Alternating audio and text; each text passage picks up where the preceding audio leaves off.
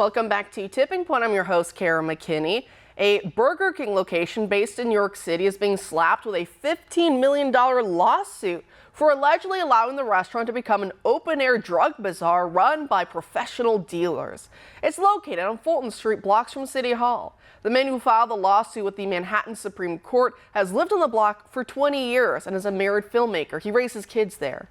He accuses the franchise's owner, an immigrant from Afghanistan, of doing absolutely nothing about the public nuisance his shop has become for the entire neighborhood. Just since the beginning of the year, over 140 calls to 911 have been made in relation to this Burger King's address, with 2 arrests also having been made. Crime's also up in the overall area, according to the NYPD, over 2% from this time last year. Specifically, felony assaults, burglaries, and petty larcenies are up 14%, 52%, and 7% respectively. Kaufman, the man who filed the lawsuit, tells the New York Post, quote, "We've reached out to every direction we can, and the only ones that seem to be responsive and listening are the cops.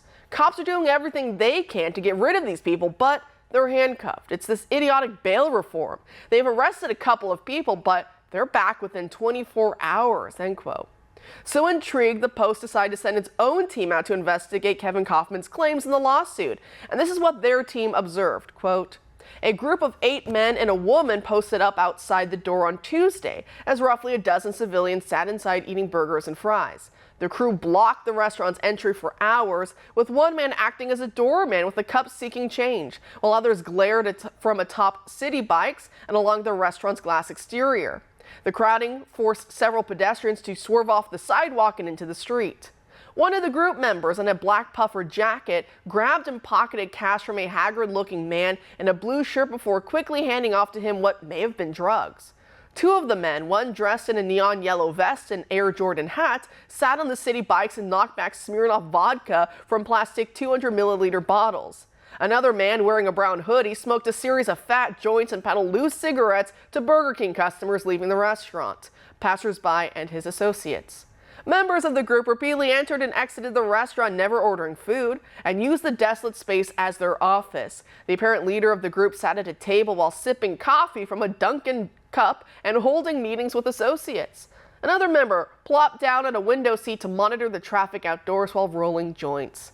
On Thursday, 7 rowdy members of the group again milled for hours in front of the restaurant, passing the time by shadowboxing, play fighting, and yelling at one another. One hothead wearing a white t-shirt tore up a summons before shouting at a pair of cops, "They work for Biden, get the F out of here," end quote. Joining us now to discuss all of this and more is former law enforcement officer Mike Pugliese, the founder of the Pugliese Law Firm. Mike, thanks for being here tonight. Kara, thank you for having me. Yeah, I mean, New York City, if they could get a real, New York State in general, could get a real AG other than Letitia James that is more worried about going after developers, people like Donald Trump that want to develop New York City, develop the state of New York, bring in businesses and build them, but she's more concerned about going after them under some obscure law to make a name for herself politically. So this is what you're going to have. You're going to have places like Burger King that have to deal with crime. And kudos for Kaufman, the filmmaker that brought the lawsuit and bringing this to our attention. You know, he says this doesn't go against the New York Police Department. It doesn't rest with them. They're doing everything they can.